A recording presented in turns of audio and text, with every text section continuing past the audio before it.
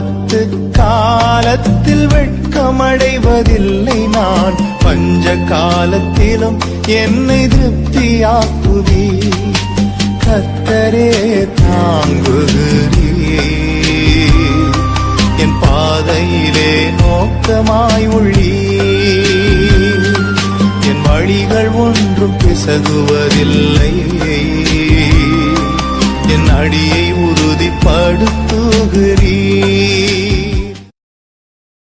ஆபத்து காலத்தில் வெட்கமடைவதில்லை நான், பஞ்ச காலத்திலும் என்னை திருப்தியாக்குவி. கர்த்தரே தாங்குகிறீர், என் பாதையிலே நோக்கமாய் உள்ளீர்.